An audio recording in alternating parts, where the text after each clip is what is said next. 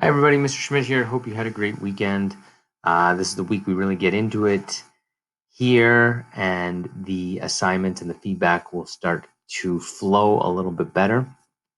I know some of you had some initial problems, so I just want to go over the expectations.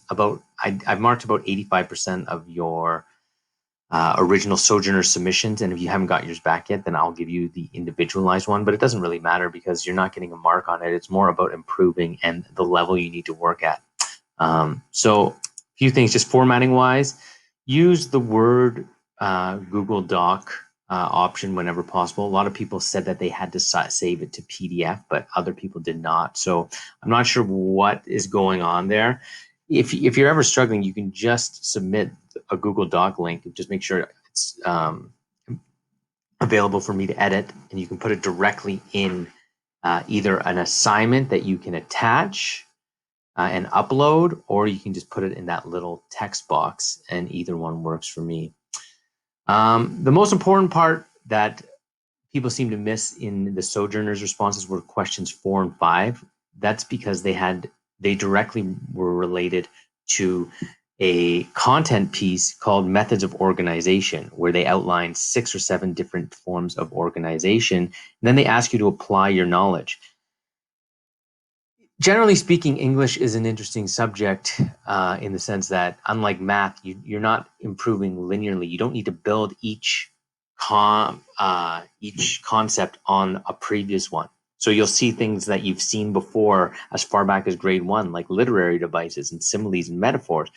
But every once in a while, there is a concept that's new and that you need to apply. And this was one of those situations. So a lot of people, when they were talking about the method of organization, really were just, winging it more or less, and just saying, I think this is structured in a really effective way, but they didn't have the nomenclature or the terms to answer the question properly. So remember that.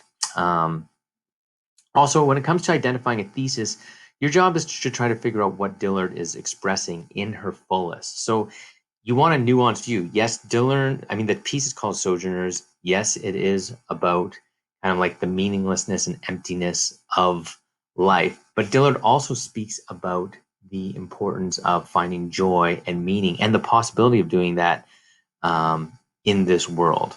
And so I think a detailed thesis statement needed to have both sides of that. And then something that a lot of you would have seen as well is I wrote, please justify your response using the text. So a good example of that was the question where I asked what is the target audience of Dylan? Who's she speaking to directly? And some people just guessed. But really what you're supposed to do is go through the text and either use explicitly what she writes or think about who she implies. And at one point in this text, she discusses those who have experienced loss or those who are mourning, people who are having an existential crisis of sorts. That's kind of her target audience. Okay. So going forward, when you're doing these assignments, content matters, detail matters, analysis matters, and for anyone who's just clicking through the content area, this course is not going to go that well for. That's what it's based on. You're supposed to learn the lessons. And you can always send me an email if you don't actually understand the concepts. But generally speaking, what I feel is people are rushing to just get assignments done. I wanted to see if I could show that to you. Hopefully this flashes through. So this is the area down here. And see, the thing about this scrolling is it's so easy to scroll that sometimes it's just too tempting. But like method of organization, the way in which an author organizes his or her ideas depends on the purpose. Then it gives you this interactive,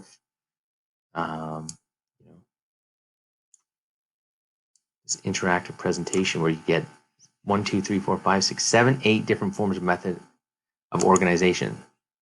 And so then you could compare them with another. You can say, which one is Dillard using? Why is it effective? Why is it not effective? All of those things. Okay, so that's it about the assignments. Remember, there is